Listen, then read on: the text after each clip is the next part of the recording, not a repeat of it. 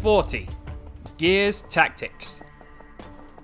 I always said that the Gears of War series would make a great tabletop war game.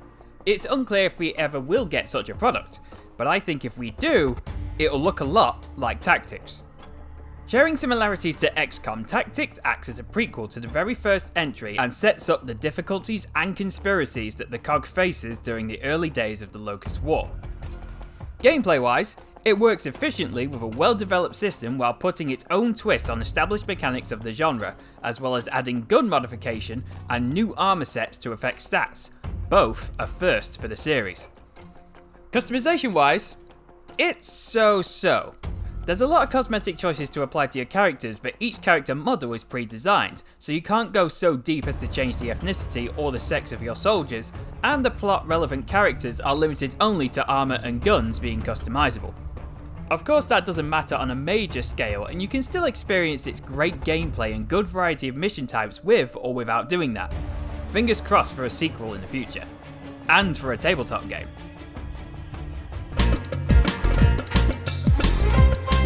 (39) Borderlands 2. A modern gaming legend full of great humour, iconic art, much loved characters, a gazillion different guns to grab, memorable biomes, pop culture references, and a fantastic story. Selecting from one of 6 customizable Vault Hunters, you and 3 friends can team up in a quest that will take you far and wide across the planet to find the Vault and acquire the ultimate loot. Awaiting you are an endless supply of guns with differing attributes and capabilities, as well as a never-ending horde of foes to kill them all with. Who will drop more guns to kill more foes? Who will drop more guns to kill more foes? Who will drop more guns to kill more foes? Who will drop more? Skill trees and unique special abilities will help turn the tide of battle in your favour, with every kill getting you closer to becoming the ultimate badass and the ultimate treasure.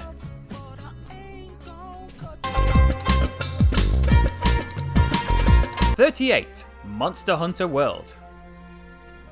Speaking of modern legends, the Monster Hunter series has stood the test of time and continues to amaze and wow players with their titles, while questioning whether or not they are the actual bad guy.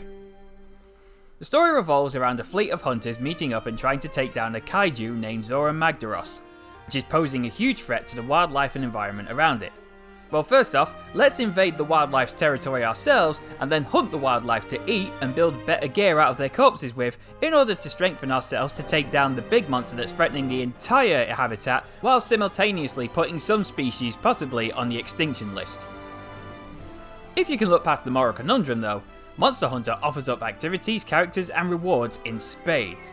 There's a ton of enjoyment to be had in defeating giant animals with friends or your created kitty companion, and the abundance of armor I can craft, the wide selection of weapons, the kitties, the vast crafting options, cosmetic armor to collect, the kitties, the need to craft multiple sets of gear to target specific creatures, the kitties, the resource gathering, the secret-filled levels, guest character skins, the tracking and researching of creatures to know how to fight them better, the kitties, the grandma cat, and the kitties all make this game amazing from start to finish.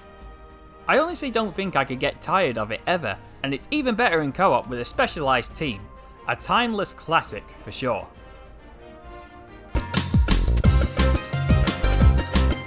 (37) Dynasty Warriors 5. Koei's Warriors franchise is easily one of my favourites, each series depicting tales of history, lore and mythology with their iconic take on the hack and slash genre.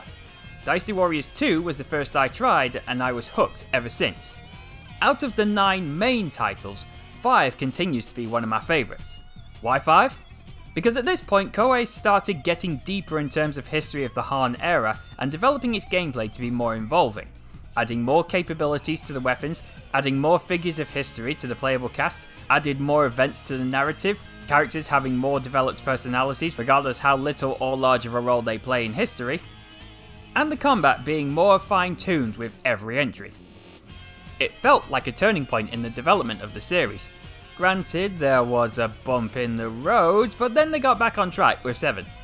Of course, we can't forget what makes the Warrior series so great in the first place. Being able to take out armies by yourself in over-the-top anime-esque fights, the cheesy acting that makes it look like a charming B-movie, and a cast of memorable characters loved by fans all over the world.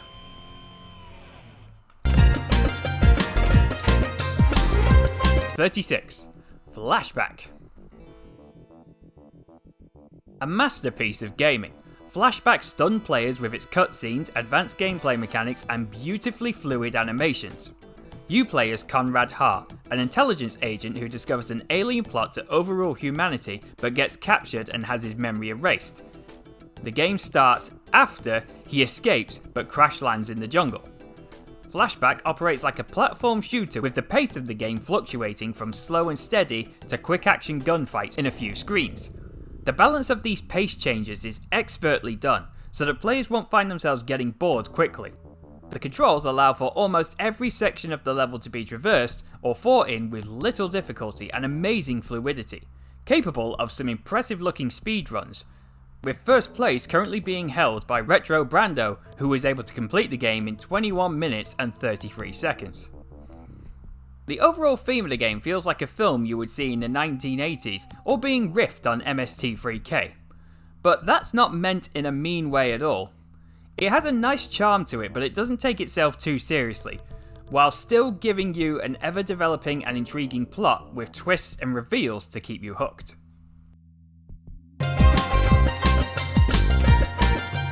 "35.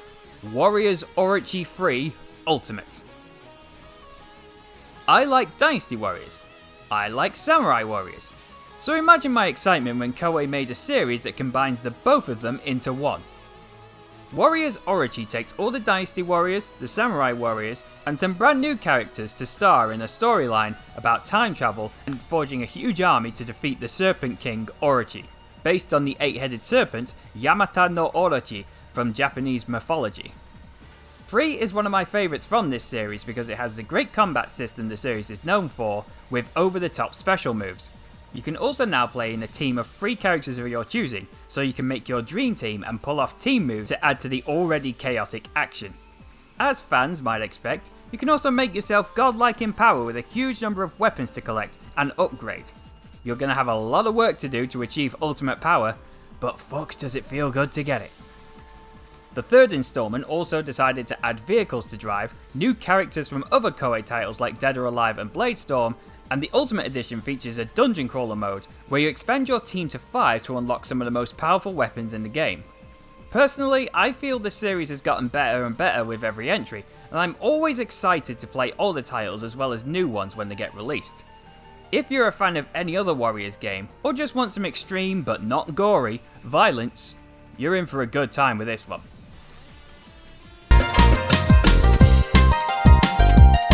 34. Overcooked All You Can Eat. Cooking has never been so chaotic. Brought to you by the creators of Worms, All You Can Eat combines the first and second titles into one, so you can cook dishes from all over the world while trying not to kill each other, arguing how to cook a soup, and running around in a blind panic as the levels become more ridiculous and problematic.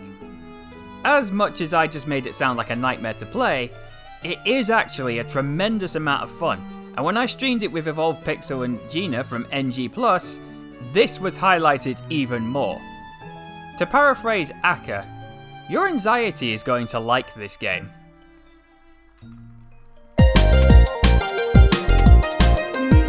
"33. Ghostmaster: The Gravenville Chronicles.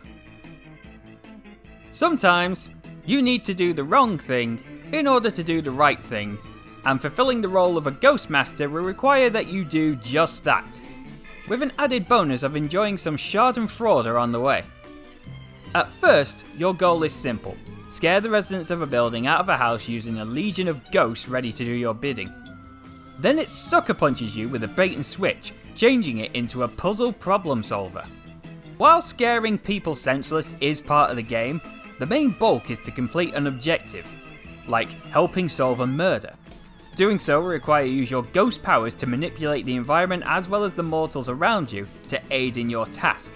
This could include luring them to secret doors so they can open them, or causing items to fall out of place so they can be used for their intended purpose. You'll also find ghosts that have been trapped in the mortal realm, and to free them you'll need to find the solution to their own problem. And if you do, they'll gladly join your cause. It's a rather unique game and is one hell of a brain bender. It's a shame that it didn't do so well. mainly because a lot of people didn't know it existed. It does have a few flaws that affect how much fun you'll have, but they don't cause anything game-breaking, and they are something you can work around with a bit of thinking. Still though, I would call this a hidden gem, and I highly recommend it to anyone who likes puzzle games but is looking for something different.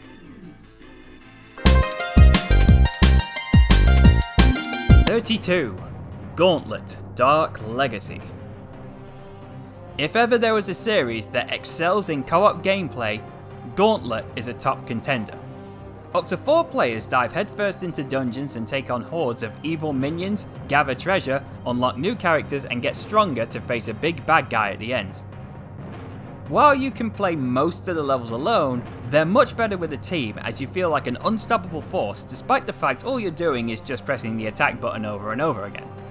Does it get repetitive? Yeah, but the level design is diverse enough that that feeling comes slowly.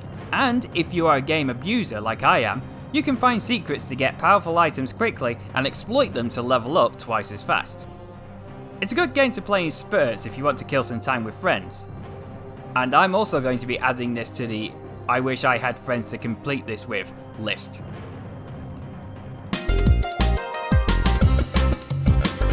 (31) Skylanders Imaginators. The long since dead genre of toys to life was a unique gimmick while it lasted, and it did give us some enjoyable titles. The Skylanders series was probably the most successful of all of them, as it gave us a 7-nation army full of figures to collect and play as, all upgradable, unique, and reusable in all future titles.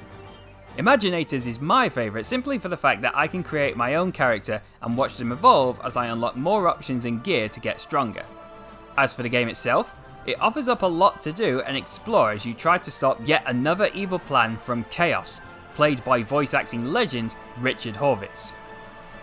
Behold my catchphrase of doom! I've also had some good times while playing this with my friends' kids. We've had a lot of laughs and a lot of good times. It also offers up enough humour and challenge for adults to take part in and actually feel involved. Personally, I like to do Nuzlocke with this title, but that never goes well.